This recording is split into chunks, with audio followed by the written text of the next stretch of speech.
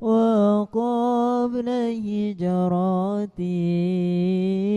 نبي الإسراء من مكة ليلا لقدس يدرى وبعد الإسراء عروج للسماء حتى رأى النبي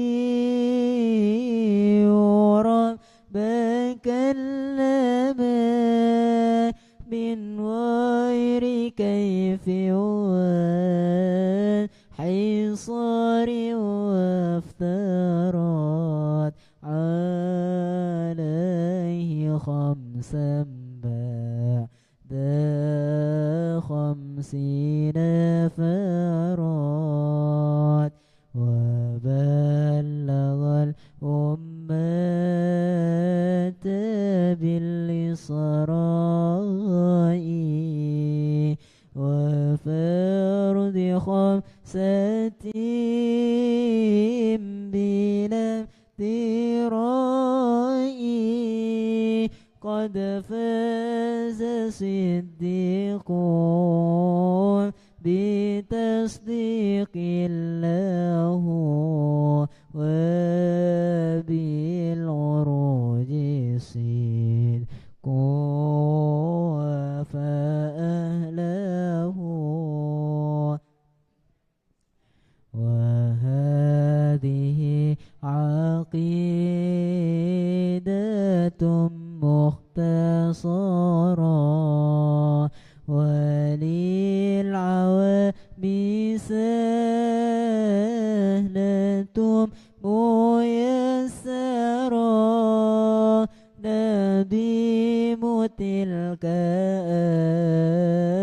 مد المرزوق من ينتمي للصديق المصدوق والحمد لله وصلى سلم على نبي خير من قد علم والآل وصحبه وكل مرشد وكل من بخير هدي يقتدي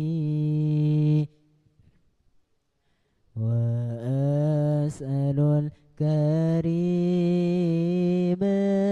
إخلاص العمل ونفع كل من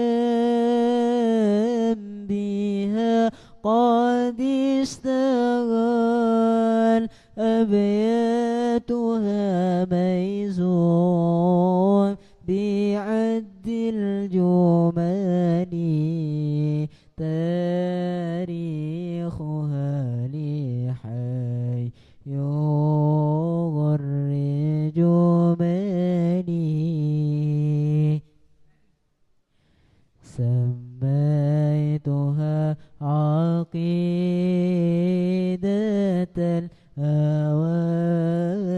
الأوامي من واجب في الدين بالتمام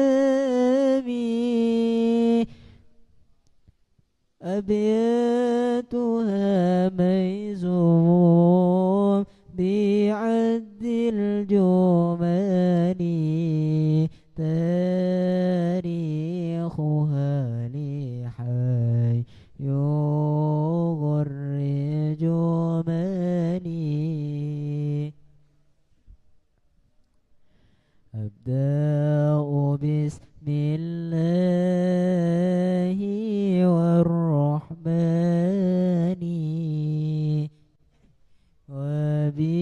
وبالرحيم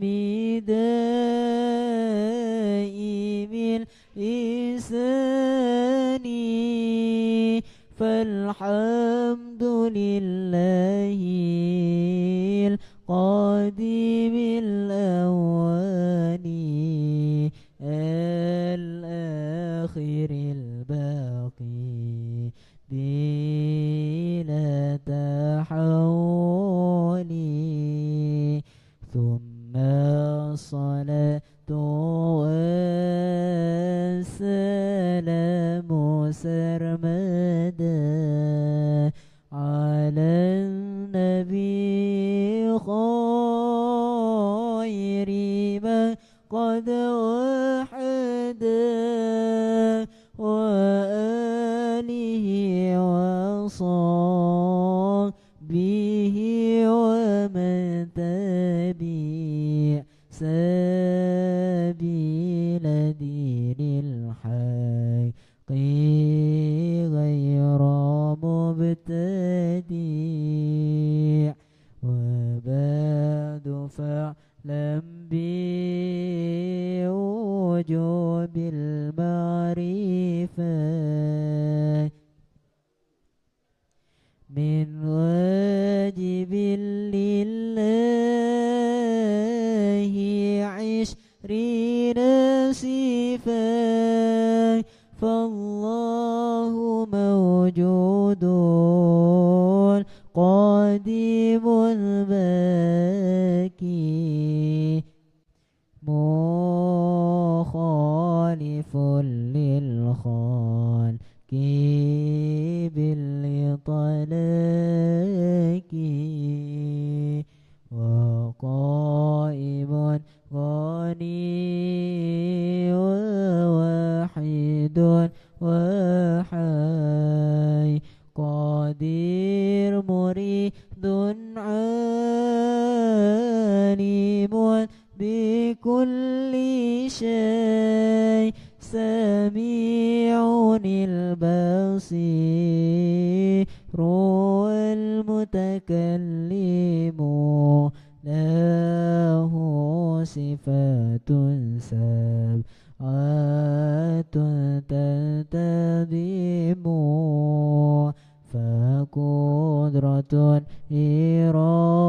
إرادة سمع بصر حياة العلم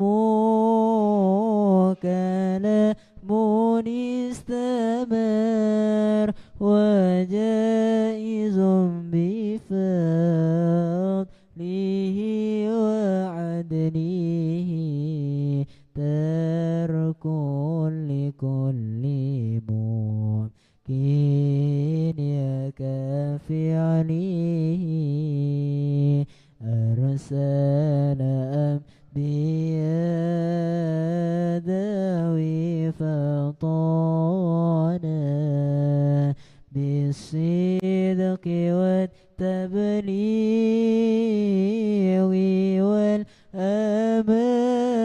والأمانة وجائز في حقهم من عرضي بغير نقصك خافي في المراد عصمتهم كسائر الملائكة واجبة وفضل الملائكة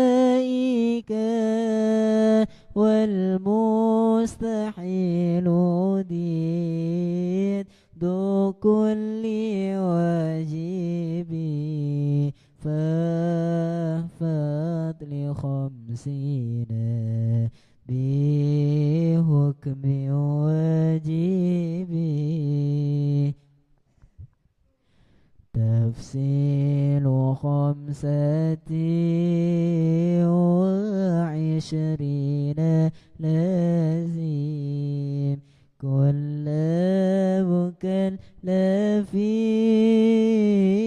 فحقق وتنيم هم آدم ندري صنوح هدوما صالح وإبراهيم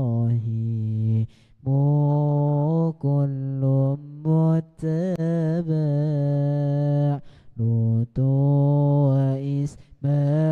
وإسماعيل وكذا يعقوب يوسف وأيوب ابتدى شعيب هارون وموسى واليسع ذو الكفل داود سليمان اتبع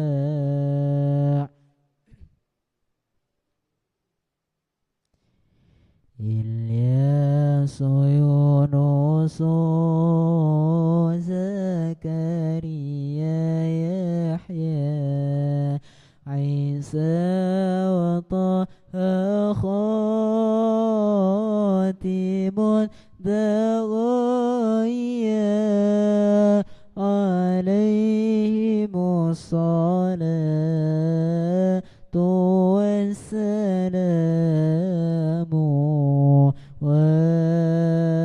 وآلهم مدى مات الأيام والملك الذي بلا أب وأم لا أكل لا شرب ولا نوم له تفصيل 10 من هم جبريل ميكال إسرافيل عزرائيل منكر نكير راكب وكذا عتيد ملك وارد ونحتدى 4 منكم طب تفسيرها توراة موسى بالهدى تنزيلها زبور داود وإنجيل على عيسى وفرقان على خير الملا وصحف الخليل والكليم فيها كلام الحكام العليم وكل ما أتى به الرسول فحقه التسليم والقبول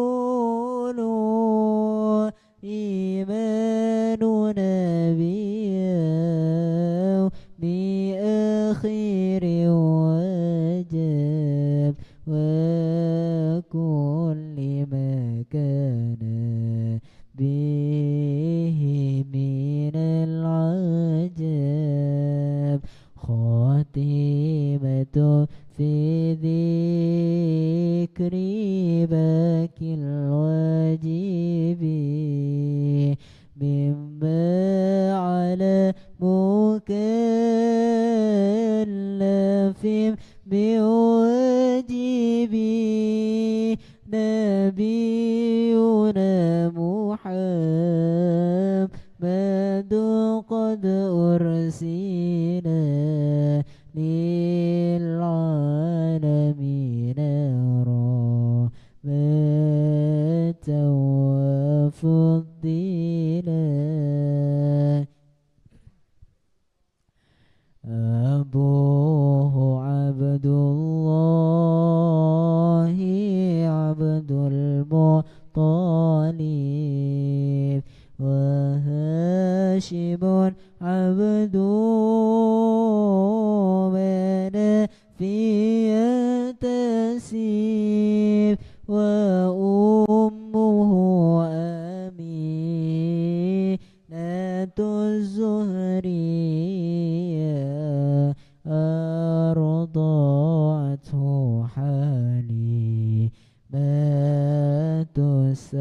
المهدي مولده بمكة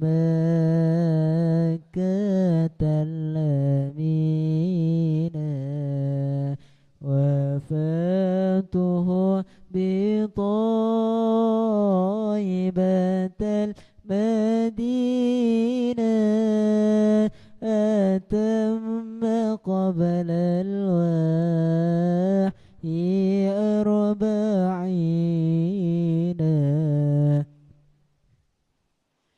وعمره قد جاوز 60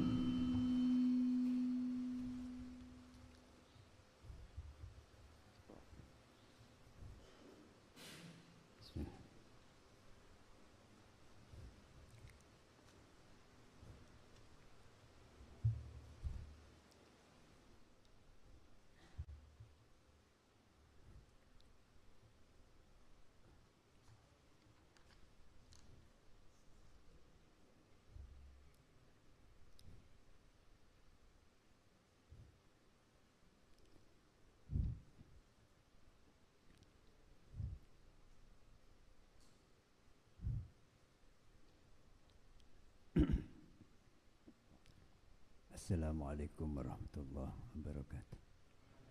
Al-Fatihah. Anbiya wal mursalin. Amin.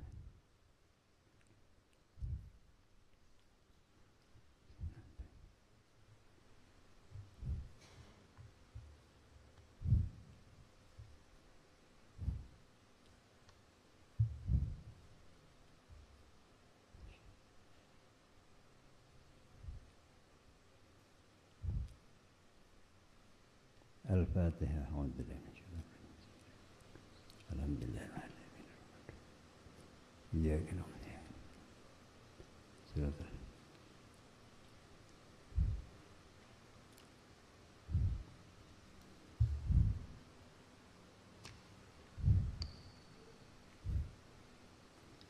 Bismillahirrahmanirrahim. Alhamdulillahirabbil alamin. Wassalatu wassalamu ala asyrafil mursalin Sayyidina Muhammadin wa ala alihi washabihi ajmain. Sekarang fi hifdzil qalbi ya betul.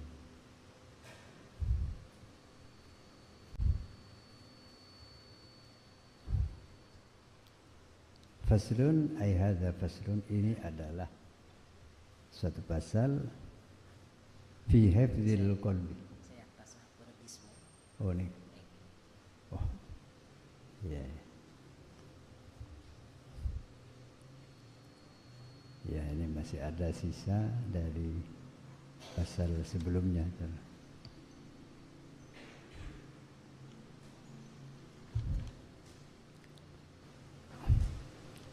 Wal jismu gharadun lil afati, ya. Wa amma qaribin yatlafu bil mauti. Ini apa? Sebagai suatu perbandingan antara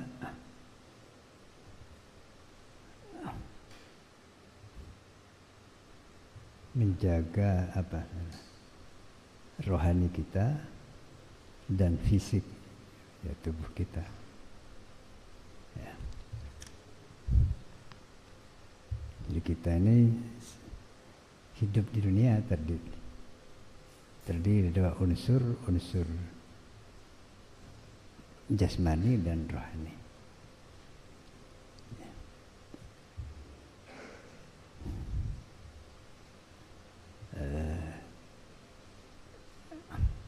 keduanya sama-sama penting untuk di dunia ini. Karena apa? Ada tubuh tapi tidak ada roh. Ya mayat. Nah, kalau hanya roh saja ya tidak mungkin hidup di dunia. Gitu. Nah, tapi di antara dua itu mana yang terpenting? Adalah roh kita, rohani kita. Ya. Karena tubuh ini hanya sekedar wadah, ya, tempat. Ya. Jadi sama dengan air kemasan dalam botol ini. Nah, ya. Antara air dan botolnya sama pentingnya. Gitu. Sebab kalau udah ada botol, air tidak nyampe di sini. Jadi air ini nyampe di sini karena ada botol.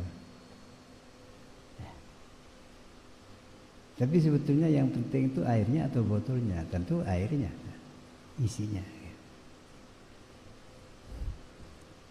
Apabila air sudah habis, botolnya dibuang ke tempat sampah. Begitu juga antara roh dan badan kita. Sama pentingnya ketika kita hidup di dunia ini. Tapi sebetulnya kita itu siapa? Apakah rohnya atau badannya? Nah, yang diri kita itu, yaitu sebetulnya apa? Roh kita.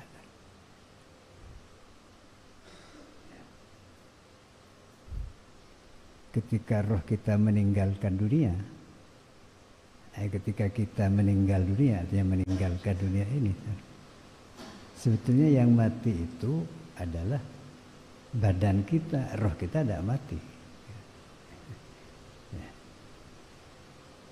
Hanya pindah tempat dari alam dunia ke alam kubur, alam barzah. Untuk selanjutnya kita akan pindah lagi ke alam akhirat. Nah, jadi sebetulnya apa?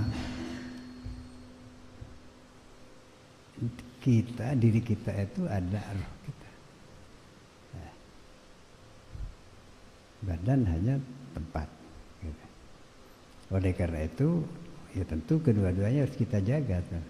Kesehatan fisik, keselamatan badan dan kesehatannya harus kita jaga. Tetapi lebih penting kita menjaga kesehatan rohani kita dan keselamatan rohani kita.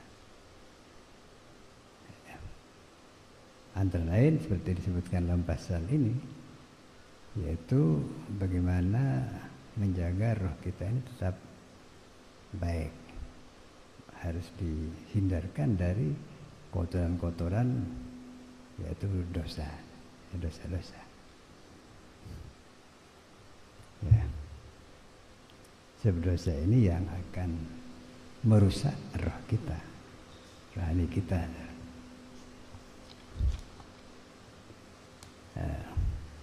Dan kerusakan rohani kita ini tidak hanya bahayanya tidak hanya terasa di dunia, tapi sampai alam kubur dan alam akhirat. Sementara kalau kerusakan fisik jasmani kita hanya terjadi di dunia saja. Kalau sudah mati tidak akan terasa lagi penyakit itu, penyakit fisik. Nah, karena itu di sini musannif mengatakan,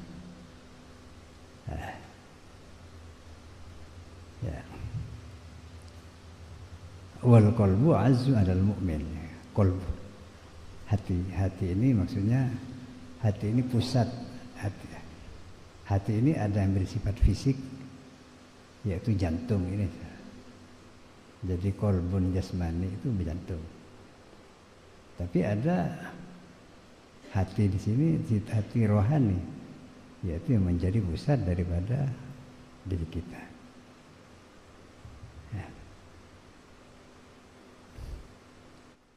Yang dimaksudkan di sini adalah hati yang bersifat rohani. Ini al-qalbu azwan mu'min min jismihi, hati yaitu rohani kita atau batin itu lebih mulia al-mu'min terhadap orang mukmin min jismihi ketimbang tubuhnya. Gitu. Ya sekalipun tubuh ini seperti dikatakan tadi tetap dibutuhkan, harus kita jaga juga. Tapi sebetulnya diri kita itu yaitu roh kita yang pusatnya itu di hati. Ya. Bal ra'sumal murid hifdzu qalbi wa imaratuhu, bal bahkan ra'sumal murid, ra'sumal ini modal. Pokok harta itu modal, ya. Ibarat orang berdagang ingin untung, harus ada modalnya apa? Modal seorang murid. Ya. Seperti kita ketahui, murid ini orang yang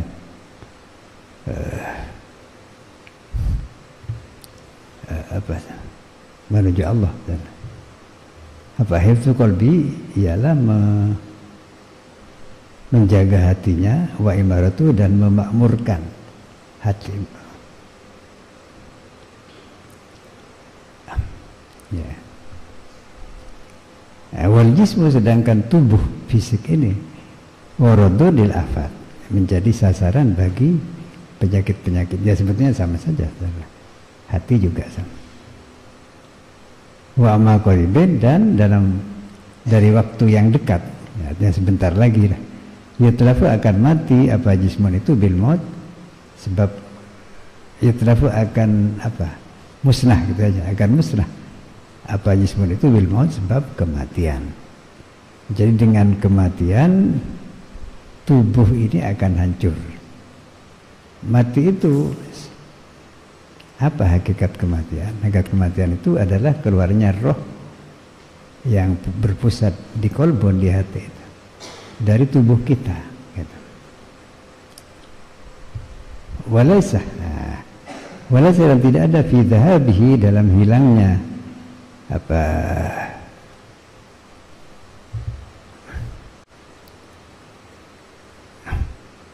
jismun itu illa farad dunia, ya, kecuali meninggalkan atau berpisah, ya, meninggalkan dunia.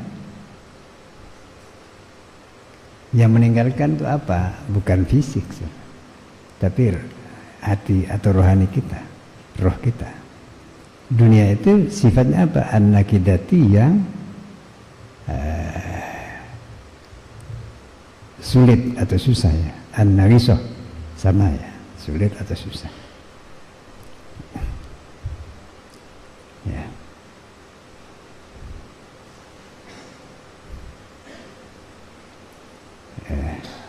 Jadi tubuh itu akan rusak dan hilang dan akan apa? Musnah dengan kematian, yaitu dengan keluarnya roh dari tubuh itu. Pusat roh itu di hati, kolbun. Awamal kolbu, adapun hati, intarifah, jika rusak apa kolbun, fakot talifat, maka sungguh rusak. Al-akhir itu apa? Akhirat. Maksudnya akhirat orang itu. Artinya apa asalnya? Kalau orang yang sakit itu badannya, fisiknya, maka itu hanya terjadi atau terasa selama hidup di dunia saja. Nah, kalau orang sudah mati, badan itu tidak sakit lagi. Ini kalau badan, ya, karena itu mayat itu, coba ada mayat kemudian kita pukul, pasti dia diam saja, ya, tidak akan bereaksi apa-apa, tidak akan menjerit, gitu. Karena memang manusia itu sebetulnya ya rohnya itu. Ya. Nah, sementara roh ini tetap hidup sekalipun orang itu dikatakan mati tetap hidup, hanya pindah alam dari alam dunia ke alam barzah, ke alam kubur, kemudian terakhir ke alam akhirat. Ya. Nah, kalau fisik kita sakit, ya, sakit parah, maka dengan kematian sakit itu tidak akan ada lagi, tidak akan terjadi. Tapi kalau roh kita yang sakit, yang berpenyakit, maka itu akan terasa bukan hanya di dunia, tapi sampai ke alam selanjutnya, yaitu alam barzah, alam kubur, dan alam akhirat. Dan seperti kita ketahui, alam akhirat itu alam keabadian, ya, jadi kekal di situ. Ya, jadi amal qalbu in talifa wa talifatil akhirah. Jadi kalau yang rusak, yang berpenyakit itu adalah hatinya, rohnya, maka yang rusak itu bukan hanya dunianya tapi akhiratnya juga. Ya. Fa innahu la yanju min sakhatillah. Nah, kenapa kok rusaknya hati? Itu sangat berbahaya, lebih daripada ketimbang rusaknya fisik kita. Fa innahu, karena sungguhnya kolbun, hati itu, maaf, fa'ilnya di belakang ya, ilaman, man itu fa'ilnya. Fa'inau, karena sungguhnya, jadi hunya ini dhamir sya'an. Fa'inau, karena sungguhnya, la yanju, tidak selamat, min sakhatillah, dari murka Allah, wa yafuz, dan tidak wa la yafuz. Di sini ilahnya dikira-kira ya, wa la yafuz artinya tidak akan memperoleh biridwani, akan ridho Allah, wa thawabihi, dan balasan atau pahala ya, dan balasan Allah. Tidak akan selamat dari murka Allah dan tidak akan memperoleh ridho dan balasan dari Allah illa, kecuali man, siapa orang, atau yang datang, siapa man, artinya datang menghadap swan Allah, pada Allah. Datang itu biqalbin salim, dengan hati yang selamat atau yang sehat, selamat, yang baik-baik ya. Tentu kolbin ini seperti adalah kolbun rohaniyin, artinya bukan jasmani. Sebab saudara, memang dalam bahasa Arab, saudara, jantung itu disebut kolbun ya. Jadi jantung itu,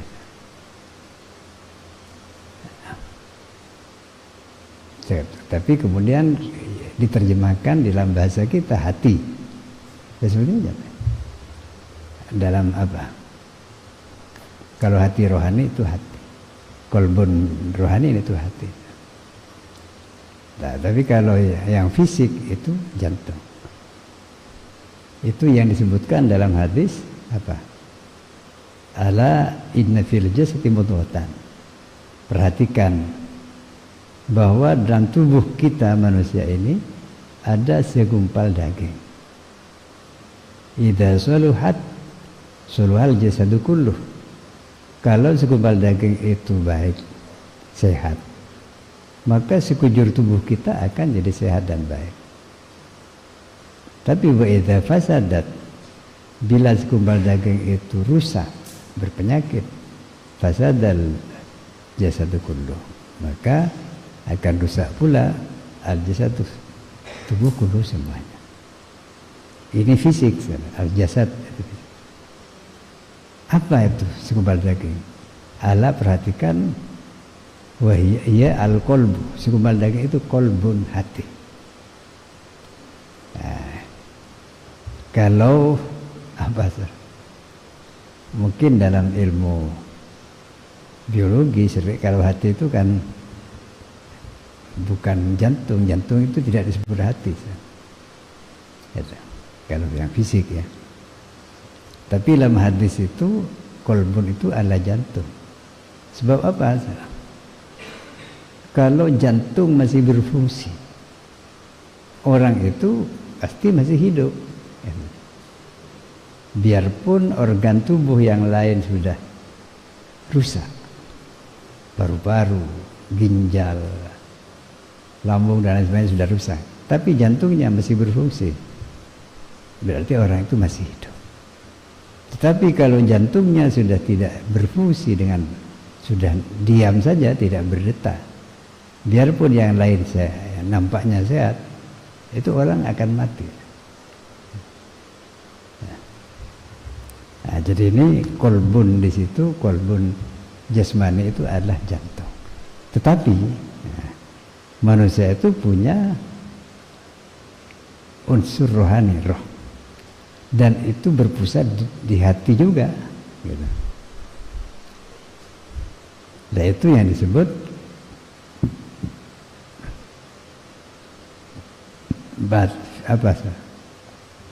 batin. Ya, kolbun rohani itu adalah batin kita. Dan perilaku manusia itu ditentukan oleh baiknya batinnya, kolbun rohani itu. Jadi yang punya sifat baik atau buruk, ya, itu adalah berasal dari batin, dari hati manusia. Ya. Hati dalam arti hati rohani. Ya emang ini agak apa ya? Agak rancu seolah-olah gitu. Nah, jadi kolbin salim ini bukan jantungnya. Illa man atau kolbin salim, bukan jantungnya yang sehat, tapi hati rohani. Jadi dia hatinya itu selamat, artinya selamat dari penyakit-penyakit rohani, misalnya dengki, kemudian kufur, kemunafikan dan lain sebagainya. Itu namanya kolbun salim.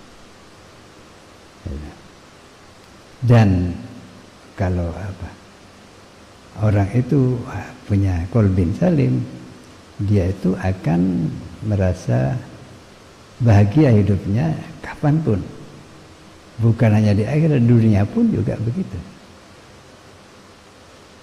Mungkin secara fisik orang itu seperti sakit. Tapi kalau rohaninya baik, dia itu akan tenang dalam keadaan sakit pun sekarang. Bahkan ada seorang sufi yang sedang sakit, mau diobati tidak mau. Nah, kenapa? Sudah merasakan kenikmatan dengan sakit itu. Jadi karena kenikmatan itu sudah tidak lagi bersifat fisik bagi orang yang begitu itu. Jadi banyak orang yang ketika dapat musibah bukan innalillah, alhamdulillah, jatuh alhamdulillah. Jadi semuanya menyenangkan. Ya. Karena itu tugas kita di dunia ini memperbaiki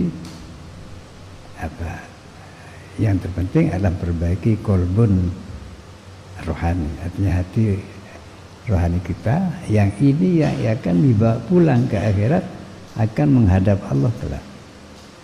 Tentu orang yang bisa menghadap Allah langsung itu di surga, dan surga ini tempatnya orang yang baik-baik, ya, yang akhlaknya rohaninya baik. Nah,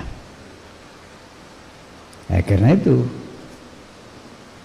di dunia ini senyampang masih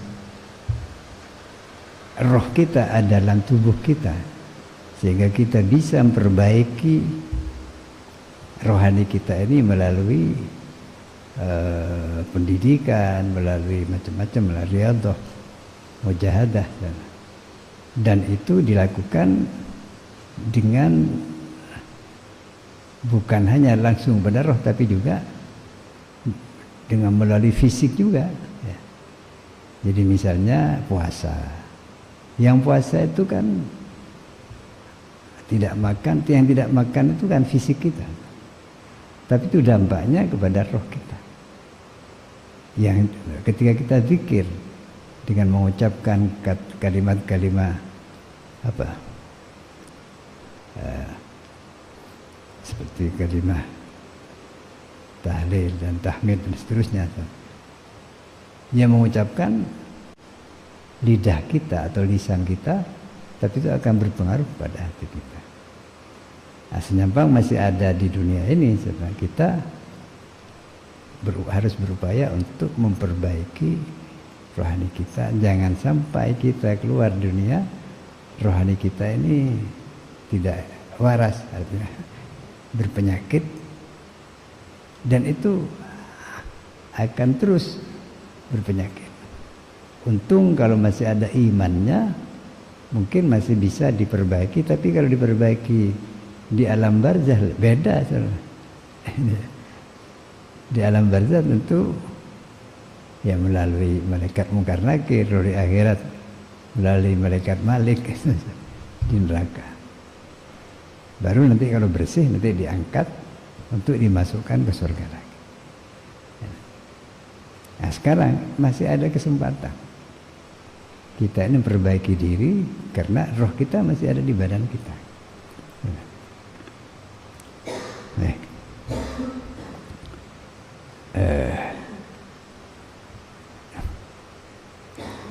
Karena itu perjalanan menuju Allah, sebab kita ini sudah seperti yang sudah sering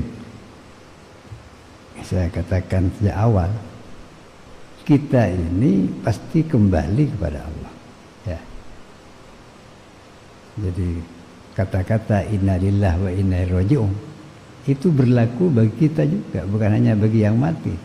Sebab kita ini sebetulnya sedang berjalan menuju Allah.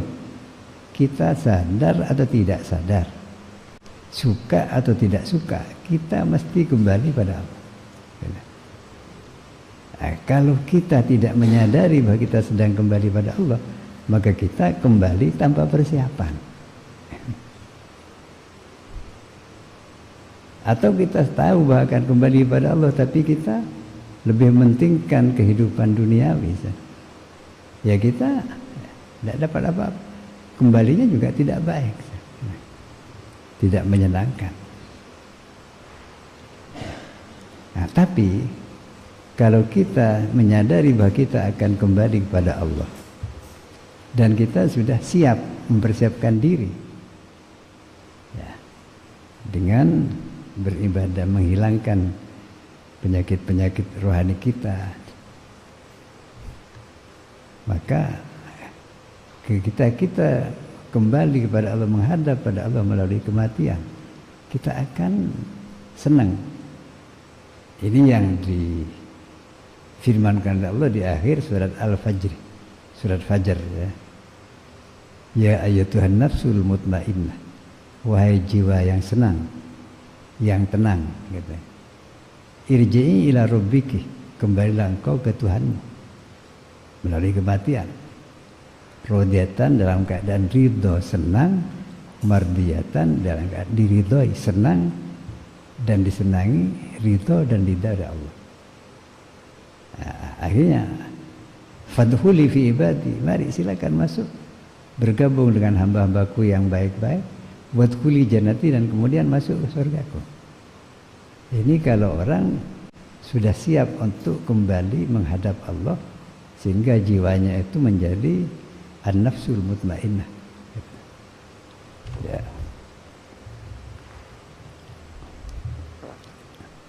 Baik.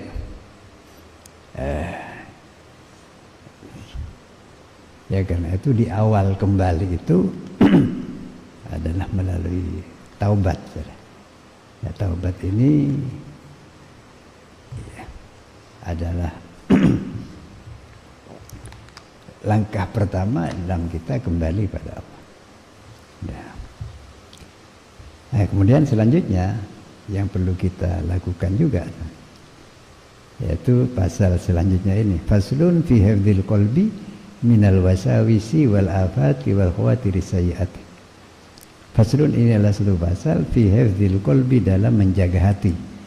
Lagi-lagi ini bukan jantung tapi hati rohani. Dijaga dari apa? Minal wasawisi, dari bisikan-bisikan. Kalau was-was ini saudara, biasanya bisikan-bisikan buruk.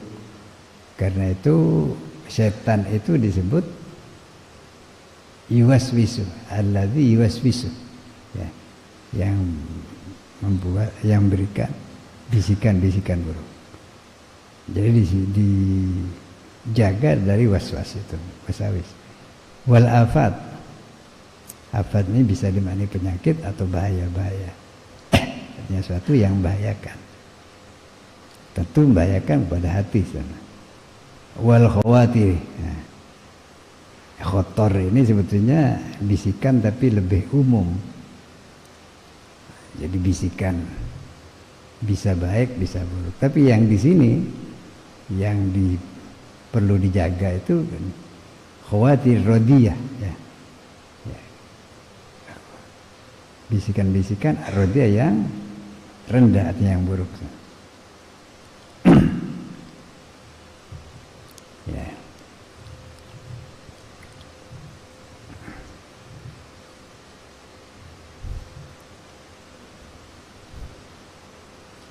Ya misalnya, ya pasti kita ini pasti ada bisikan-bisikan yang ngajak kita untuk berbuat buruk, maksudnya bermaksiat. Ada bisikan-bisikan untuk mabuk, untuk berzina, untuk mencuri, untuk merampok, korupsi dan lain sebagainya. Itu kan wasawis.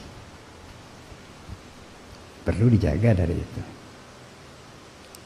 Wal yukim, dan hendaklah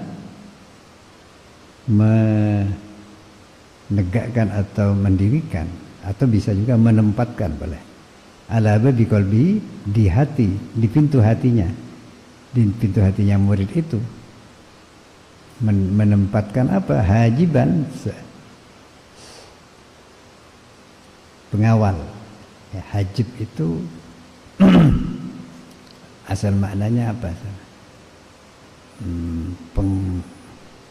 Dari hijab. Hijab itu kan aling-aling yang bisa mengalingi seorang dari orang lain, itu pengawal. Jadi seperti umpamanya ya, seperti pejabat-pejabat tinggi, presiden, itu kan ada hajibnya, ada pengawalnya. Dan tidak semua orang bisa secara langsung berhubungan dengan dia. Itu ada hajib. Nah, karena itu alis ini, ya. Alis ini disebut hajib juga. Kenapa? Sebab alis ini bisa mengawal mata kita. Jadi kalau ada debu mau jatuh ke mata kita, ada alis yang menghalangi. Di samping banyak alat-alat lain yang untuk menjaga mata ini. Nah, jadi kita harus menempatkan seorang hajib pengawal di pintu hati kita. Apa itu hajib? Itu apa? Minal muraqabati, yang terdiri dari muraqabah, yang dalam hadis disebut al-ihsan. Muraqabah itu mengawasi atau awas.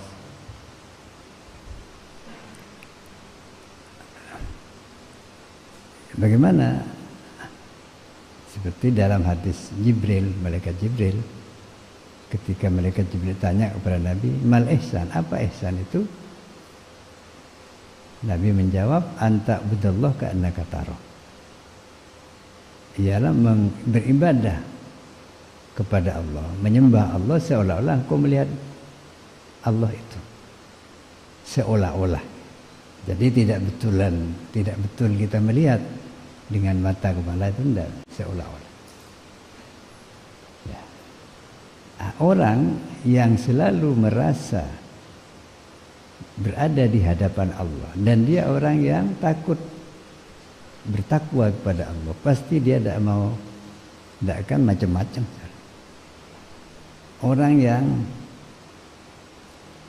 macam-macam itu artinya berbuat seenaknya, berbuat maksiat, itu karena dia itu kehilangan muraqabah itu, kehilangan kesadaran bahwa dia sedang di hadapan Allah. Kita itu ada di mana saja, itu di hadapan Allah, dalam pengawasan Allah, itu muraqabah. Ya. Ya.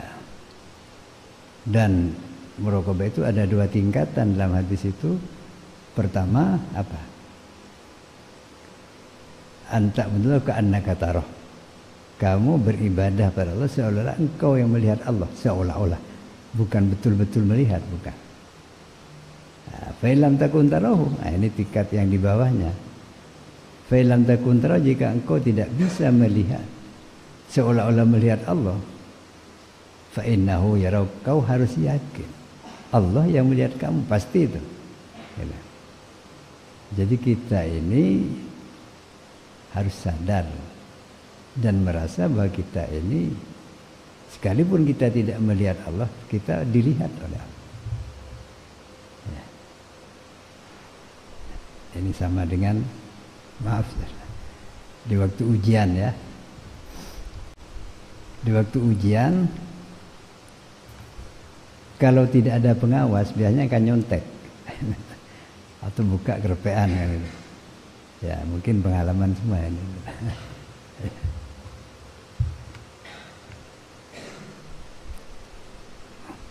Tapi kalau ada pengawas kan takut. Ya. Takut diberi sanksi, takut dikeluarkan kan gitu.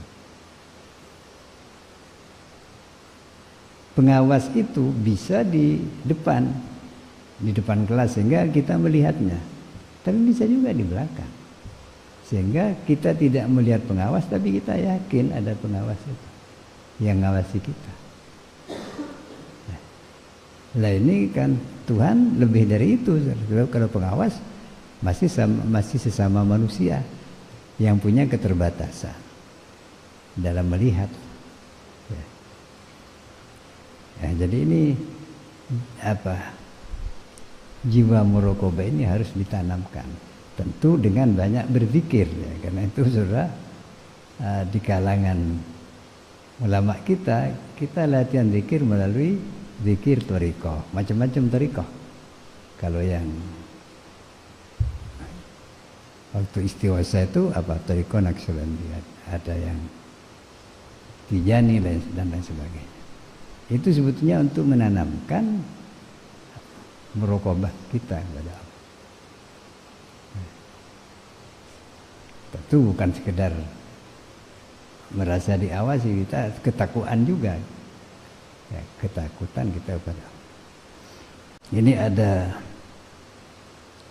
cerita tentang apa pada masa Sayyidina Umar.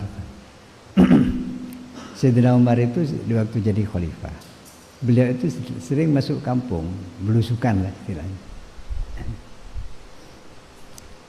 Suatu ketika di waktu beliau belusukan itu, beliau ketemu dengan seorang budak masih kecil, artinya masih anak-anak, yang oleh bosnya ditugasi untuk mengembala kambing. Kambingnya banyak, ribuan. Sayyidina Umar ngetes, nak, saya ingin beli kambingmu satu saja. Gitu. Si muda ini menjawab, Tuan, ini bukan kambing saya, ini kambing bos saya. Terus Sayyidina Umar masih ngotot, kambing ini kan ribuan, banyak. Kalau kau jual satu saja, bosmu kan tidak akan tahu, bosmu kan tidak di sini, kata. Lalu apa jawab budak itu? Ini yang luar biasa. Iya, memang bos saya tidak akan melihat saya, tapi fa'ainallah, gitu. Akan dikemanakan Allah. Jadi kalau bos saya tidak lihat saya, tidak mungkin melihat saya kalau hanya dijual satu, tapi Allah akan lihat saya, gitu. Mau dikemanakan Allah. Ini anak sudah punya jiwa muraqabah yang begitu tinggi, gitu. Sayyidina Umar terharu, akhirnya budak itu, Sayyidina Umar tanya, antarkan saya ke bosmu. Diantarkan. Sampai ke bosnya budak itu, Sayyidina Umar menawar budak itu akan dibeli, berapapun harganya. Langsung dibeli, tapi tidak untuk dijadikan pelayan, dimerdekakan. Saking kagumnya Sayyidina Umar pada anak kecil itu, dimerdekakan. Sambil Sayyidina Umar itu mengatakan, kau sekarang bebas diperbudakan karena kejujuranmu. Saya berharap engkau akan selamat di akhirat dengan ketakwaan, kejujuran. Lah ini bahasa ya, contoh ya dari muraqabah. Ya. Muraqabah itu yang jadi pengawal mestinya. Ya bukan muraqabahnya, sebetulnya Tuhan. Yang hajib, yang pengawal itu Tuhan. Tapi kan kadang-kadang kita sering lupa kepada Tuhan, ghaflah, lalai. Ya. Nah, kelupaan itu yang menghilangkan hajib itu. Ya. Dengan adanya hajib, pengawal hati kita, apa? Yaitu berupa muraqabah tadi, yamna'u minad dukhuli ilaih, yamna'u yang mencegah apa hajib yang berupa muraqabah itu akan wasawis, afat dan khawatir radiyah. Ya, mencegah itu semua minad dukhuli untuk masuk ilahi kepada kolbun. Bisikan-bisikan jelek ketika kita sudah bermuraqabah kepada Allah itu tidak akan bisa masuk ke hati kita. Ya. Karena sudah terjaga dengan muraqabah itu. Nah, kenapa kita kok harus menjaga hati kita, bahkan menempatkan hajib pengawal hati kita, yaitu berupa muraqabah itu. Nah, fa innaha, karena sungguhnya wasawis, afat dan khawatir radiyah, indah kholat, jika masuk semua itu ke dalam hati kita, afsadat, maka akan merusak. Apa wasawis nafat itu akan kolbun, akan hati. Nah, jadi kalau kita biarkan, maksudnya bisikan-bisikan itu kita biarkan dan kita turuti, akhirnya akan merusak hati kita. Waya suruh, dan akan sulit dari sudah itu ikhrajuha, mengeluarkan wasawis dan afat dan seterusnya itu minhu, dari kolbun. Kalau sudah itu menguasai hati kita, kita sulit untuk mengeluarkannya lagi. Nah, karena itu salah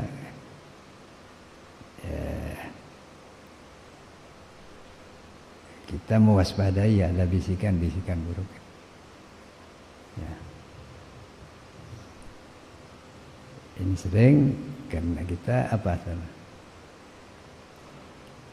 melakukan dosa kecil, ya. Seperti melihat pemandangan-pemandangan yang haram lah gitu. Dengan alasan, wah itu hanya dosa kecil aja. Tapi tiap hari, ya, lama-lama kan kita senang dengan pemandangan-pemandangan itu. Nah, akhirnya keterusan. Nah, itu akan merusak hati kita. Dan kita akan terus apa? Nah, ketika hati kita sudah rusak, sudah gelap, tidak ada cahaya lagi, maka bukan hanya dosa kecil yang kita lakukan, tapi dosa-dosa besar. Ya. Baik.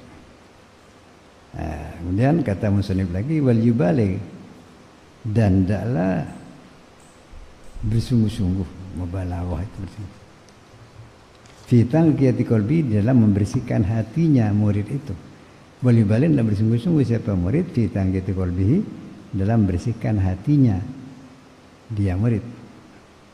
Alladzi, yang huwa, adapun qalbi itu, hati itu, maudhi'u nadhari rabbih, ialah tempat memandang Tuhan, memandangnya Tuhan. Ya.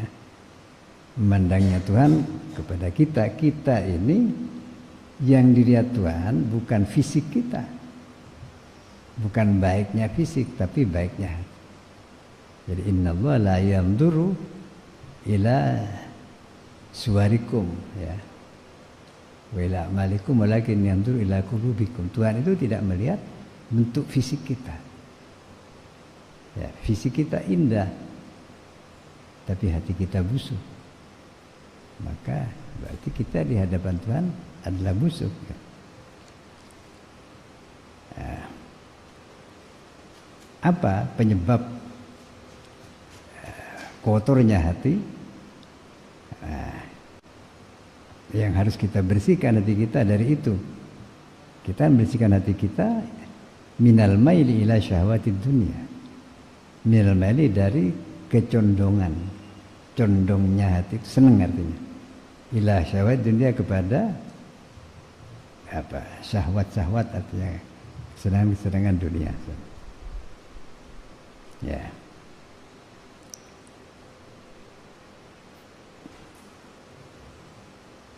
Ya, manusia ini punya syahwat, artinya kesenangan-kesenangan. Ya.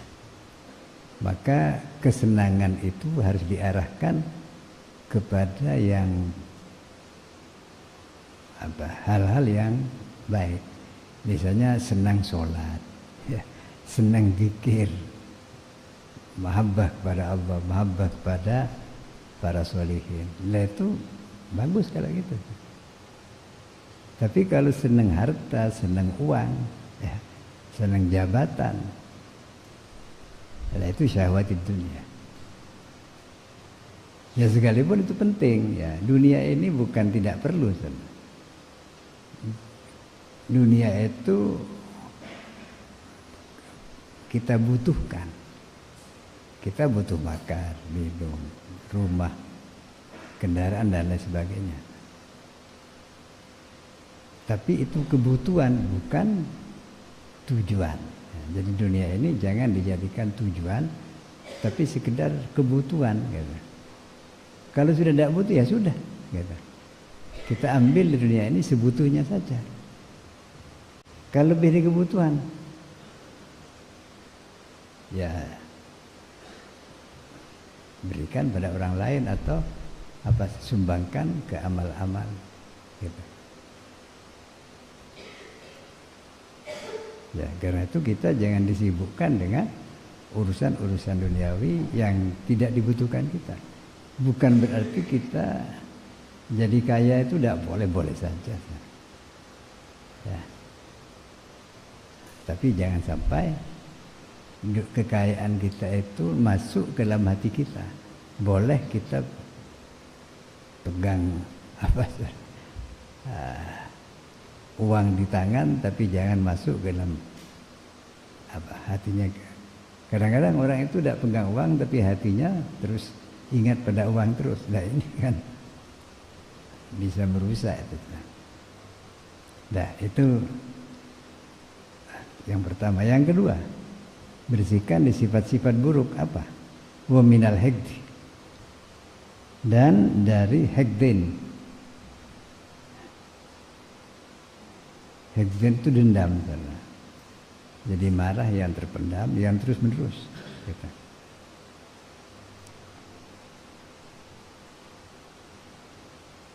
Wal ghillih, ya. Dan tipu daya, ya.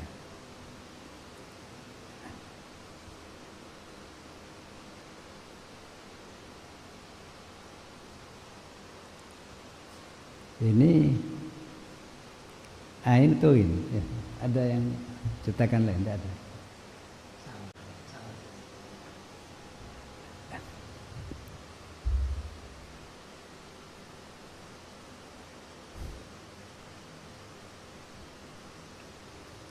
Kalau isyun itu isyun seperti sangkar. Ya kalau Anda kanerin isyun itu sama dengan lilin. Mengabui artinya menipu.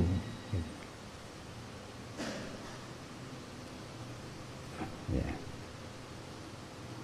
Jadi maksudnya hati kita dibersihkan dari sifat dengki dan menipu, ya,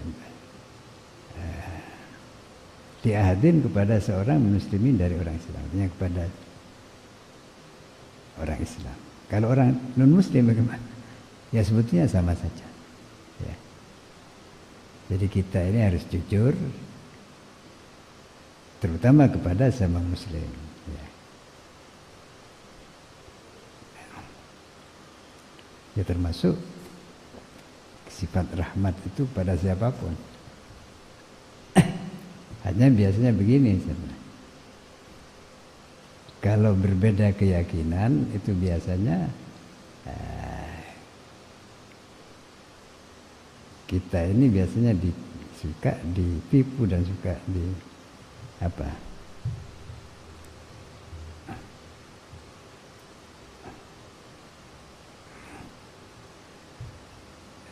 Ya dibenci gitu.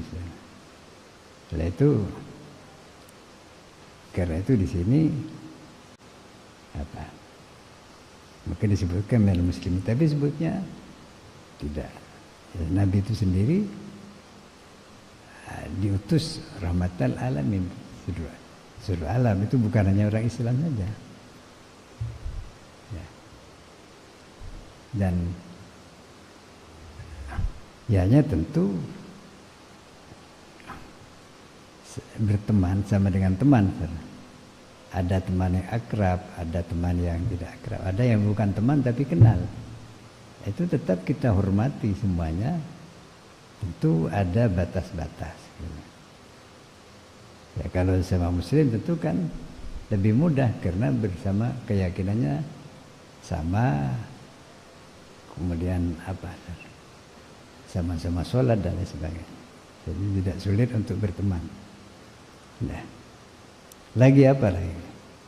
Hati kita dibersihkan minadh-dhanni as-sau'i, dari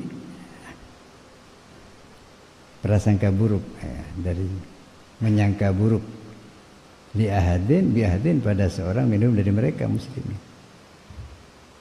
Ada hadis mengatakan dhannu bil mu'minina khairan. Hendaklah kalian tidak menyangka kepada orang mukmin itu menyangka baik pada orang mukmin. Sebab biasanya, gitu ya, biasanya kalau satu keyakinan itu akan apa? Akan bermaksud baik biasanya begitu. Ya sekalipun tetap waspada kalau ada gejala-gejala yang apa? Yang kira-kira membahayakan ya dari seorang, sekalipun dia muslim.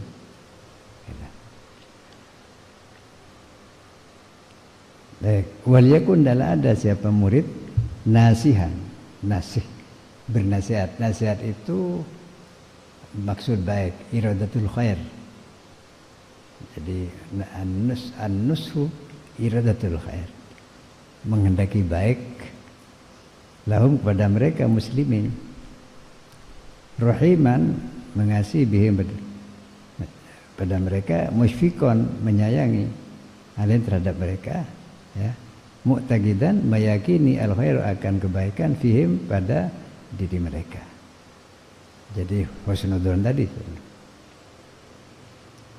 yuhibbu menyukai siapa murid ma kepada suatu ia menyukai siapa murid lahu bagi mereka muslimin ma akan suatu, yuhibbu yang menyukai siapa murid nafsi untuk dirinya sendiri minal khair, ya, sesuatu itu minal khair dari kebaikan. Itu ada hadis yang mengatakan la yu'minu ahadukum hatta apa? Yuhibbu li nafsihi ma yuhibbu li akhihi hatta yuhibbu li akhihi ma yuhibbu li nafsihi. Jadi seorang belum dikatakan beriman dengan sempurna, dengan baik, sehingga dia menyukai sesuatu untuk temannya, untuk saudaranya sebagaimana menyukai untuk dirinya. Jadi kalau umpamanya kita tidak suka ditipu, kita jangan nipu orang. Kalau kita senang kalau dihargai, kita harus menghargai orang. Lah itu namanya apa? Itu konsekuensi daripada iman. Nah, kalau orang masih tidak begitu, lalu dia mengatakan beriman, maka imannya itu masih tidak sempurna, lemah, bahkan bisa saja dipertanyakan.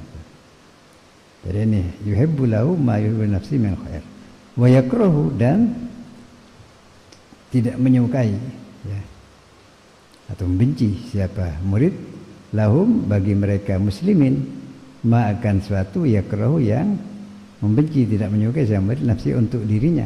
Apa yang tidak disukai itu minasyari, dari keburukan. Jadi kalau kita tidak suka diperlakukan buruk oleh orang lain, maka kita jangan memperlakukan orang lain dengan perlakuan yang buruk. Nah, di sini muslimin ya. Lalu kepada non muslim ya sama sebetulnya, hanya caranya berbeda. Ya, sebab kita bermaksud baik, berbuat baik itu tergantung kondisi kita dan kondisi orang yang akan kita perlakukan baik. Nah, maka misalnya kalau orang lapar jangan diberi bantal, ya diberi nasi. Ya, kalau orang ngantuk jangan diberi nasi, diberi bantal. Ini sesuai dengan kondisi. Kalau orang belum beriman, maka bentuk kasih sayang kita kepada orang itu kita ajak untuk beriman. Jadi Nabi itu berdakwah, mengajak orang pada keimanan, kepada tauhid. Itu bentuk kasih sayang sebetulnya. Jadi ini sebetulnya kita menyayangi itu siapa saja, siapapun gitu. Baik. Wal ta'lam, hendaklah tahu dalam mengetahui ayyuhal murid, wahai murid, anil qalbi, bahasanya bagi hati, ya hati rohani saudara, bukan jantung. Ma'asiyah, ada pun beberapa maksiat. Ya memang sebetulnya maksiat dosa itu, yang dosa itu hati ya, bukan badan. Bukan badan, tapi ada maksiat yang nampak di badan, ada yang hanya di dalam hati, itu saja.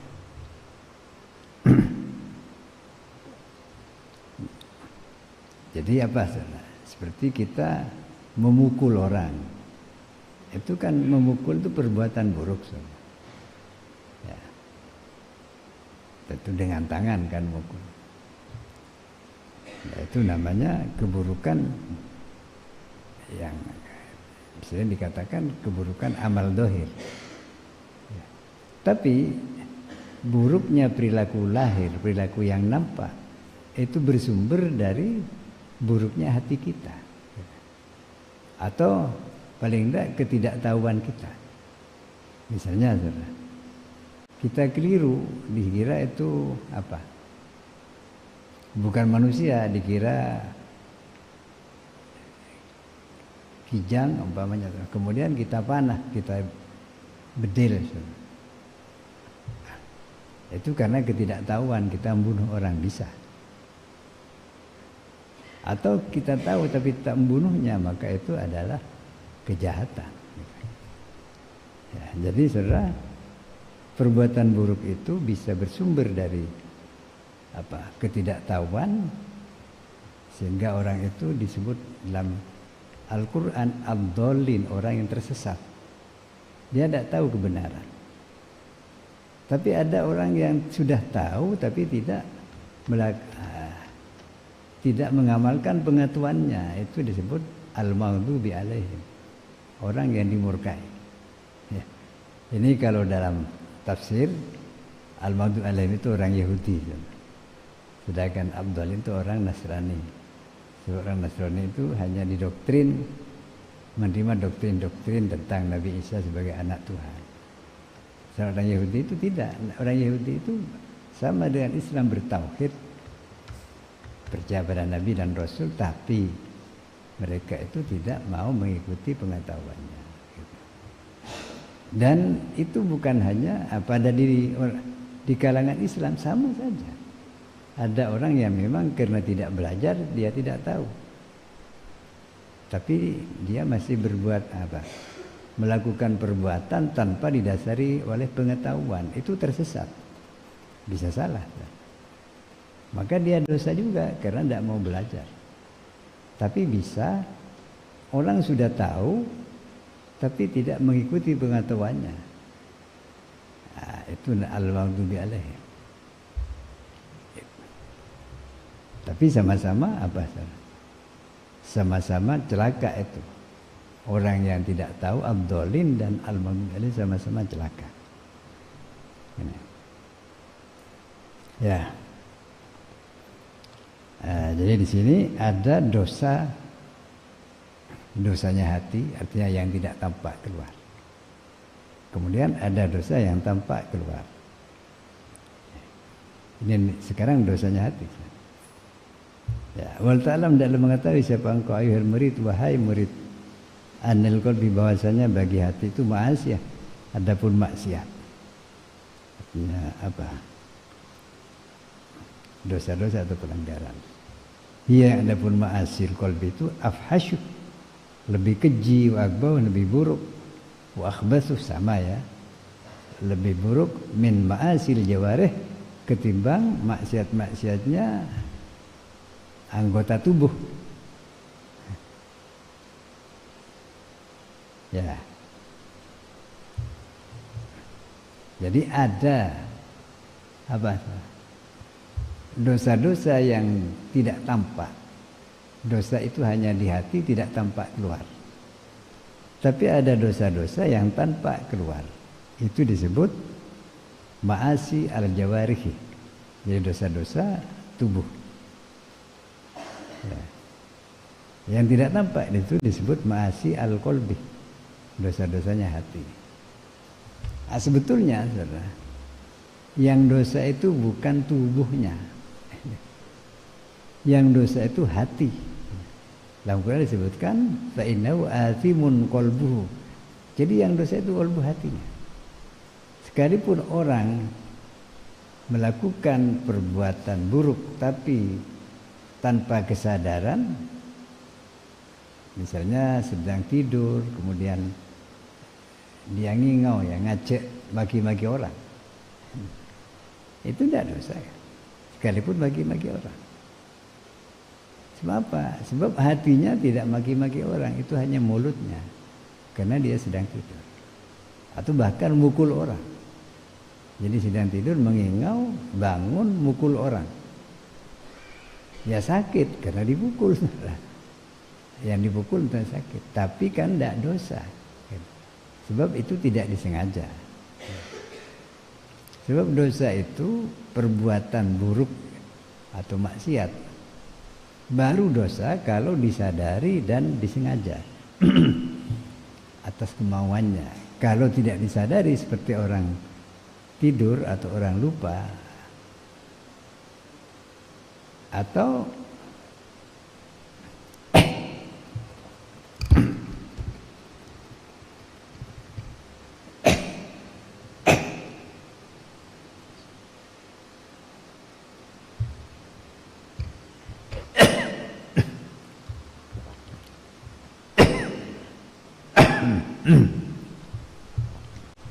ya.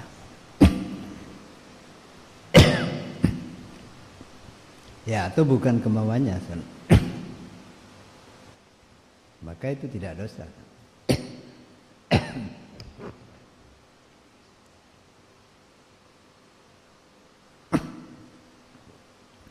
Misalnya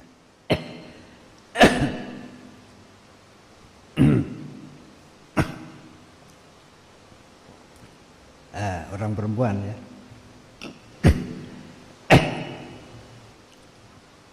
orang perempuan itu kalau berzina dosa.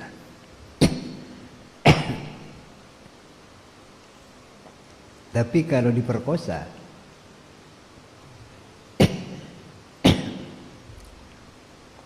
asalkan betul-betul tidak berdaya ya, itu tidak dosa. karena itu di luar kemauannya, sekalipun dia sadar.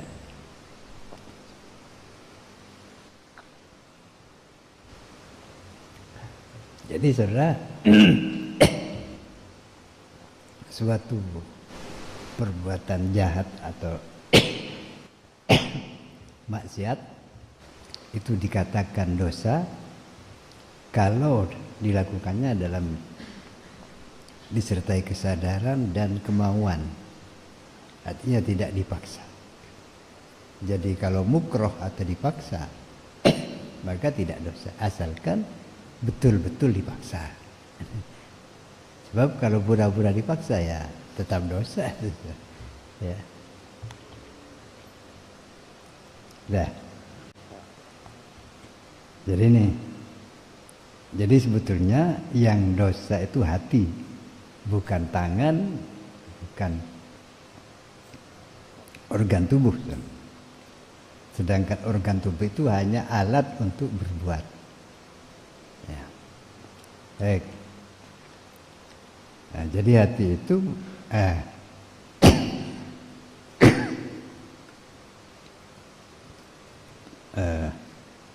ada maksiatnya hati, ada maksiat jawarih, tapi hakikatnya maksiatul jawarih itu maksiatnya hati juga gitu.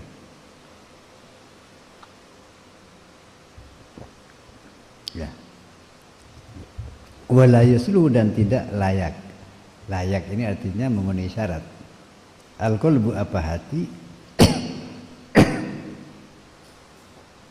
Linuzuli ma'rifatillah, untuk atau bagi ya, tidak layak apa hati kita linuzuli ma'rifatillah, untuk turunnya, bagi turunnya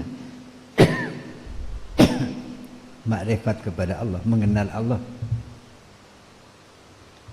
wa mahabbatihi, dan mencintai Allah Ta'ala. Jadi hati manusia ini tidak akan bisa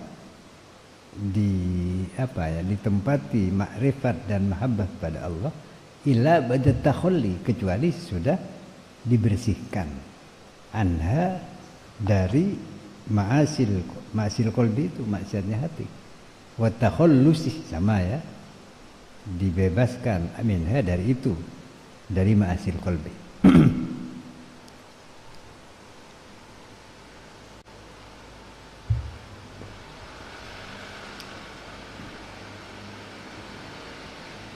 Ya. Jadi ma'asil qalbi, maksiatnya hati itu yang mengotori hati dan bikin hati kita gelap, saudara. Ya. Sehingga ketika hati kita sudah kotor, apalagi sampai gelap, maka hati kita untuk bisa kenal Allah itu sulit, gitu. Apalagi mahabbah. Mungkin nama kenal gitu ya, tapi kenal dalam artian sebenarnya, kalau hanya tahu nama mungkin bisa, tapi kenal itu kan ada baik kan, hubungan baik, itu tidak akan bisa kalau hati kita kotor. Nah, kemudian apa maksiatnya hati atau yang mengotori hati itu? Famin afhashiha, dan sebagian dari paling buruknya ma'asil qalbi, maksiatnya hati itu apa? Pertama, al-kibru, sombong.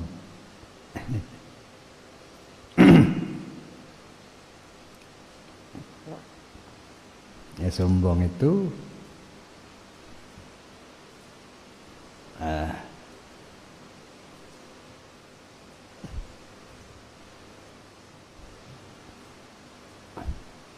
merasa dirinya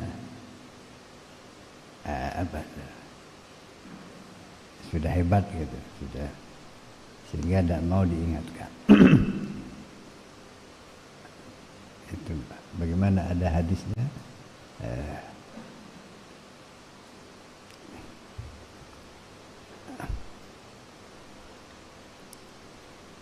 ya, tanda-tanda kesombongan itu pertama adalah wamtul haqi, menolak kebenaran. Jadi sesuatu yang sudah jelas benar tapi masih ditolak, itu berarti sombong orang itu. Ya.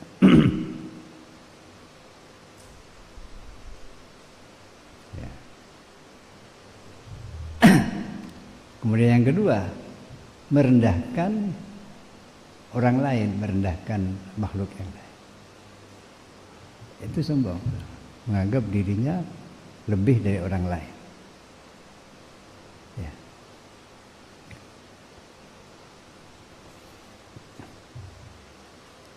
Ya, memang saudara, orang itu bisa saja punya kelebihan, tapi pasti ada kekurangannya. Nah, maka dalam menilai seseorang, termasuk diri kita sendiri, tidak boleh hanya menilai dari satu sisi, dari satu segi. Mungkin dia alim misalnya, tapi kikir.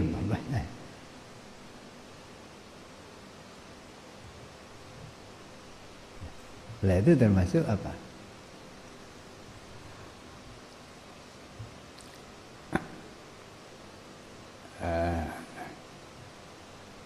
Ya berarti kikirnya itu mengurangi kelebihannya. Nah, yang bisa menilai itu Allah, hanya Allah.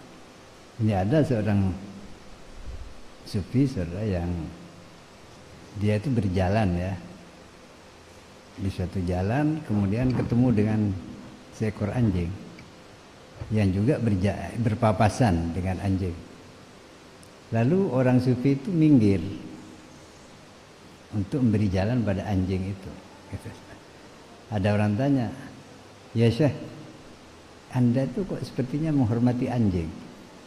Padahal anjing itu bagi kebanyakan orang kan dianggap binatang yang hina gitu. Sehingga sering kalau kita menghina orang, kita mengatakan kamu itu seperti anjing. Itu saking hinanya anjing. Tapi bagi dia, seorang sufi itu, dia menghormati anjing, sehingga ketika dia berjalan berpapasan dengan anjing, anjingnya diberi jalan, dia minggir. Sudah ditanyakan, kenapa Anda kok berbuat seperti itu? Si sufi itu menjawab, iya, karena saya itu lebih buruk ketimbang anjing, katanya. Anjing itu sekalipun katanya hina, dia tidak pernah berbuat dosa. Ya karena memang tidak mukallaf. Sekalipun menggigit orang ya tetap tidak dosa yang namanya anjing. Tapi saya kan banyak dosanya. Ya dipikir-pikir betul. Ya. Anjing tidak punya dosa, sedangkan kita manusia punya dosa. Dosa itu yang merendahkan diri kita.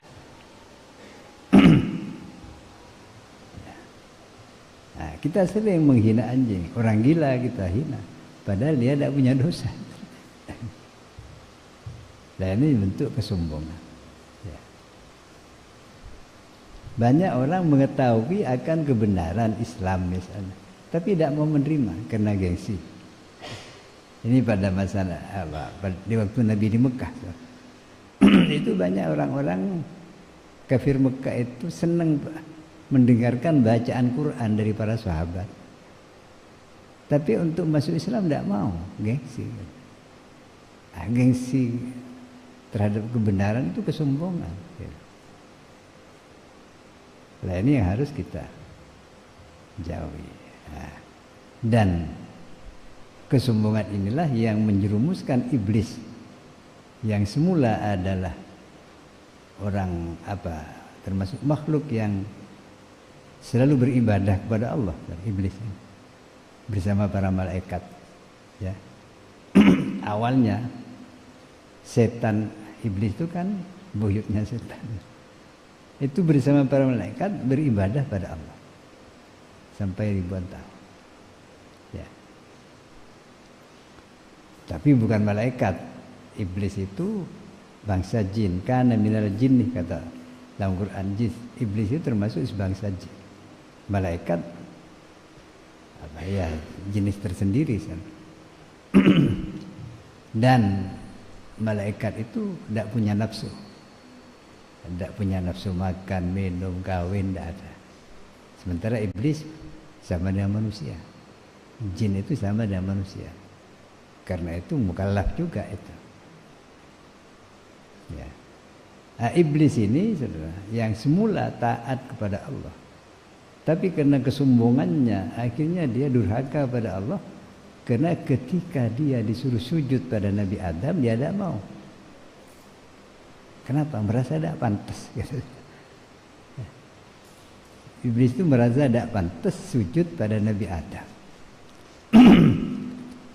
Ketika Allah menanyakan pada iblis, ya iblis, ma manaka antas juda lima khalaqtu biyadayya, kata Allah pada iblis. Iblis, apa yang menghalangi engkau untuk kamu bersujud kepada makhluk yang kuciptakan dengan tanganku sendiri, yaitu Adam? Apa aja iblis? Ana khairun minhu, kata. Saya ini lebih baik ketimbang Adam, kata. Allah digurui. Ini hebat iblis. Apa alasannya iblis? Ya agak masuk akal juga. Khalaqtani min narin wa khalaqtahu min tin. Sebab engkau ya Allah menciptakan saya dari api, sedangkan Adam engkau ciptakan dari tanah. Kata iblis, api itu lebih unggul ketimbang tanah. Jadi karena itu saya tidak mau sujud pada Adam. Padahal yang nyuruh itu Tuhan. Iblis tidak merasa bahwa sedang durhaka. Akhirnya apa? Dikutuk oleh Allah. Ya. Bagaimana? Wa idh qulna lil malaikati isjudu li Adam fasajadu illa iblis. Ya. Ketika Allah memerintahkan malaikat, termasuk iblis yang ada bersama malaikat itu, untuk sujud pada Nabi Adam, maka para malaikat sujud semua. Illa iblis, kecuali iblis yang tidak mau. Aba wastakbara, iblis itu enggan, tidak mau sujud dan menyombongkan diri. Akhirnya divonis oleh Allah, wa kana minal kafirin. Iblis itu termasuk orang kafir. Padahal iblis itu percaya Tuhan, tapi kafir karena menentang. Menentang Tuhan karena kesombongannya. Jadi bahaya, menentang kebenaran. Nah, ini yang pertama. Yang kedua, waria dan riya. Riya itu pandang muka. Jadi melakukan kebaikan karena pandang muka kepada manusia, gitu. Ada orang baik, sholatnya khusyuk karena ada orang. Tidak ada orang ngebut atau kadang-kadang tidak sholat, gitu. Lah itu riya. Nah, sebagian ulama memperluas riya itu pokoknya tidak ikhlas, itu riya namanya. Termasuk orang yang beramal karena mencari kesenangan dunia, bukan karena Allah, gitu. Baik. Yang ketiga, wal hasadu, dan dengki. Ya. Dengki ini bisa menjerumuskan orang kepada perbuatan buruk, kepada maksiat. Contohnya siapa? Putranya Nabi Adam.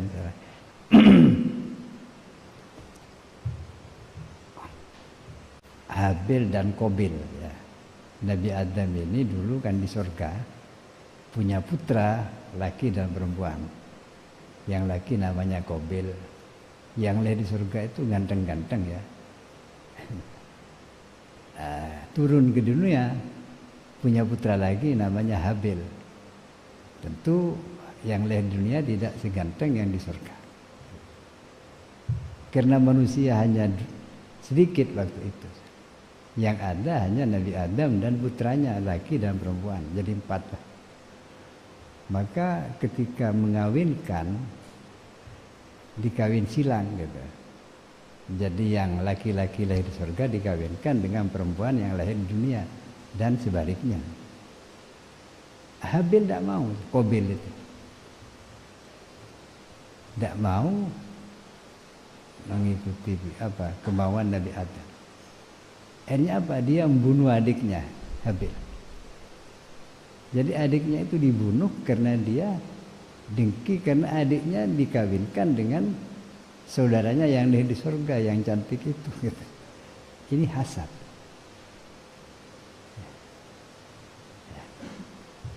Jadi ketika orang mendapatkan nikmat lalu hati kita berat hati, itu dengki. Berdeng seneng, abek tak seneng. Berdeng palang, sorak. Lah ini dengki, hasad. Itu penyakit hati. Dan itu ada pada setiap manusia. Ya. Karena itu harus dihilangkan. Mestinya kita itu senang ketika orang senang. Kita itu susah ketika orang susah. Mestinya begitu. Dan hasad ini yang sehingga menimbulkan pembunuhan ya. Mengakibatkan pembunuhan pertama di dunia antara Qabil dan Habil itu akibat kedengkian ini. Dan kedengkian pula yang bisa menghalangi orang untuk menerima kebenaran dari orang lain. Gitu. Jadi tiga ini saudara, tiga sifat hati yang buruk ini pangkal dari semua sifat akhlak-akhlak yang buruk. Pertama kesombongan, dua riya, tidak ikhlas ya, dan yang ketiga dengki.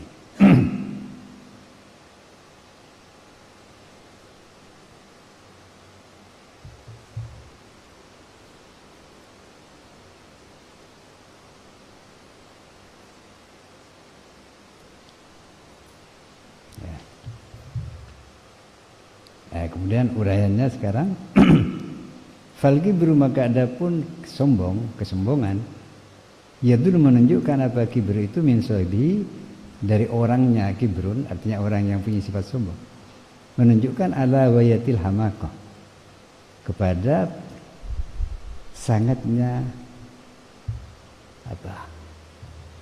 hamaqah ini kedunguan ya, kebodohan. Wanihatil jahala, sama maknanya itu. Dan puncak kebodohan adalah bawah, sama ya. Jadi orang sombong itu orang yang bodoh, ya sangat bodoh, sehingga dia tidak tahu pada kebodohannya sendiri, tidak tahu diri gitu. Orang sombong itu sebetulnya orang yang tidak tahu dirinya. Jangankan orang lain, dirinya saja tidak tahu. Itu sangat bodohnya. Ya. Wa kaifa yaliku takabbur? Wa kaifa dan bagaimana yaliku layak at-takabbur, membesarkan diri. Mimman dari orang ya'lamu yang tahu siapa man anu bahwa dirinya man itu, diri orang itu makhluk adalah makhluk tercipta. Min nutfatin dari sperma atau setetes air mani madiratin yang yang berbau busuk amis itu. Ya. Kita ini kan tercipta dari sperma air mani. Ya. Tapi sekarang merasa hebat. Coba kalau kita kaki kita terinjak air mani itu sperma, pasti dibasuh kan? Dibasuh. Karena kita jijik dengan air mani itu. Padahal itu cikal bakal kita sebetulnya. Cikal bakal kita itu kan nutfah, air mani itu. Tapi ketika air mani berkembang menjadi janin, jadi besar, jadi kita sudah pakai bagian kebesaran, wah hebat. Lupa bahwa kita itu asalnya dari air mani. Nah ini kan termasuk kita tidak tahu diri, tidak tahu pada hakikat diri kita. Ya, jadi berasal dari nutfah. Walal kurbi, dan sebentar lagi, ya. Sebentar lagi yasiru akan menjadi siapa man, artinya manusia itu jifatan, bangkai kodiratan yang kotor. Ya. Wa'in sekalipun, jadi kita ini hidup, sekalipun kita sudah jadi raja, jadi presiden, jadi apa, sebentar lagi kita akan mati. Kalau mati ya sudah jadi bangkai. Wa in kana indahu syai'un min fadailil mahasin. wa dan jika ada indahu pada manusia itu syai'un sesuatu sebagian min fadail dari keutamaan atau kelebihan wal mahasin dan kebaikan, fadzalika maka adapun itu kelebihan dan kebaikan itu min fadlillah dari anugerah Allah, wa sun'ihi dan perbuat dan bikinan Allah gitu. Laisa tidak ada lahu bagi manusia itu fihi pada syai'un minal fadail kelebihan itu kudratun kekuasaan, wala fi tahsili dan tidak pula dalam menghasilkan syai'un haulun daya wala kuatun dan kekuatan. Ya.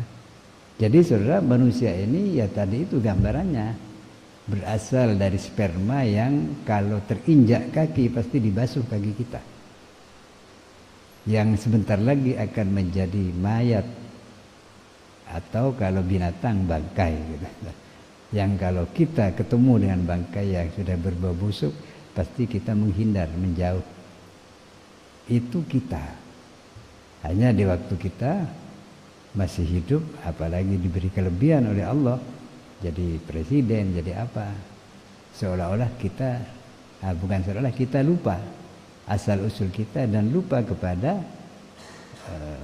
akhir kita menjadi apa nanti, dan lupa bahwa kelebihan itu titipan Allah gitu, yang bisa diambil sewaktu-waktu oleh Allah. Banyak orang yang pinter gitu, kritis, tapi kena stroke hilang pinternya. Jangan stroke, lupa saja sudah hilang. Karena itu kita jangan bangga-banggakan kelebihan ilmu apapun gitu. Itu semuanya dari Allah. Di mana laisa lahu qudratun fih. Kita tidak punya kuasa, tidak punya daya dan kekuatan untuk menghasilkannya. Kita ini sudah jadi manusia seperti ini. Ini kemauan siapa? Kita tidak pernah minta kan untuk jadi manusia. Andaikan Allah menghendaki, maaf, kita dijadikan kera misalnya, siapa yang bisa menolak? Kita tidak pernah minta. Tapi alhamdulillah Allah menjadikan kita sebagai manusia. Apalagi manusia yang relatif sempurna katakan badan kita. Ini harus kita sadar.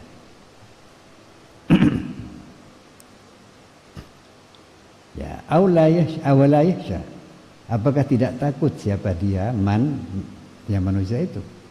Idza takabbar, bila menyombongkan diri siapa man ala ibadillah kepada hamba-hamba Allah, menyombongkan diri bima dengan apa? Dengan sesuatu ata yang memberi kepada dia man Allah siapa Allah min fadli dari anugerahnya. Apakah orang yang menyombongkan diri dengan pemberian Allah dia tidak takut ayas lubahu akan mencabut siapa Allahu akan pemberian itu akan suatu atau yang telah beri siapa Allahu pada man. Apa tidak takut kelebihan diberikan Allah kalau kita menyombongkan diri akan dicabut oleh Allah kelebihan itu? Kenapa kok dicabut? Bisui adabi, sebab buruknya adab kita, takrama kita kepada Allah, wa munazaatihi dan munazah ini merebut atau menentang ya. Mintanya man itu dirabbi kepada Tuhannya fi wasfihi ya. Merebutnya man itu dirabbi kepada Tuhannya fi wasfihi dalam sifatnya Allah. Yang besar, al-kabir, dan yang bisa yang boleh menampakkan kebesaran itu hanya Allah. Karena itu di antara Asmaul Husna ada sifat yang Al-Kabir yang maha besar, Al-Mutakabbir yang menampakkan kebesaran. Itu boleh kalau Allah, karena memang Allah itu memang besar, maha besar. Kalau kita kecil tidak ada apa-apanya, ketika kita sombong itu namanya membesarkan diri. Jember aja gitu.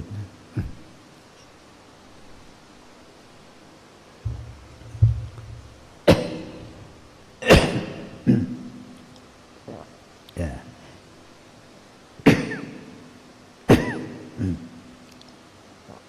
Ya, jadi saudara, ketika kita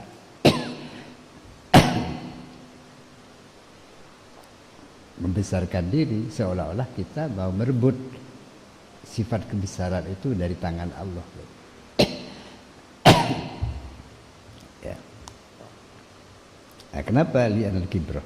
Karena sungguhnya besar itu, kebesaran itu min sifatillah, termasuk sifat Allah Al-Jabbari yang maha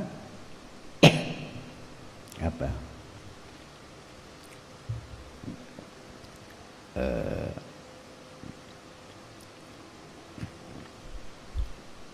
Memaksakan kehendak Jabbar itu bisa maksa. Ya, tidak bisa ditolak kehendaknya. Al-Mutakabbiri yang menampakkan kebesarannya. Jadi kalau kita sebagai manusia yang hakikatnya makhluk Allah, lalu kita merasa besar, itu keliru, tidak tahu diri.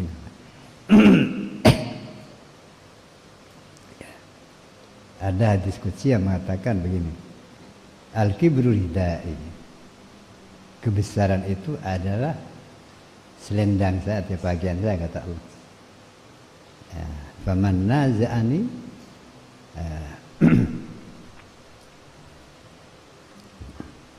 barang siapa yang merebut bagian kebesaran itu dari saya, maka saya akan memerangi dia.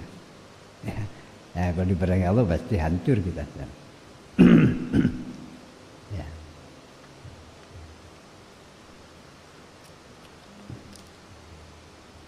Nah, apakah kita tidak boleh niru sifatnya Allah? Ya. Lihat-lihat saja, lihat-lihat dulu saja. Kalau sifat itu masih layak bagi kita, bagi hamba, bagi manusia, boleh saja. Misalnya sifat Rahman dan Rahim. Tuhan punya sifat Rahman dan Rahim. Maka kita harus niru sifat Rahman Rahimnya Allah. Gitu. Tapi kalau kebesaran, sifat kibrun dan sifat keagungan, itu memang milik Allah, tidak boleh. Dan yang lain itu kecil gitu. Karena itu kita tidak boleh mengaku-ngaku besar seperti Allah. Tapi kalau sifat Rahman Rahim, kita memang diharuskan untuk meniru Allah dalam sifat itu. Nah, sebab sifat Allah itu ada yang disebut sifatul jalal dan sifatul jamal. Ada sifat kebesaran, ada sifat keindahan. Nah, sifat kebesaran Allah seperti Al-Azim, Al-Kabir, Al-Mutakabbir, kita tidak boleh menirunya, ya, karena memang tidak pantas. Ya. Tapi sifatul jamal, sifat keindahan, seperti apa? Al-Afu, pemaaf, Al-Wafur, pemberi ampun, memberi ampunan, Ar-Rahman, Ar-Rahim, itu sifat keindahan. Itu kita harus menirunya, gitu. Meniru sifat-sifat itu. Ya, jadi bukan berarti kalau niru sifat Allah itu tidak boleh sama sekali. Lihat dulu sifatnya pantas enggak bagi kita. Kalau masih pantas bagi makhluk, kita juga tidak apa-apa meniru.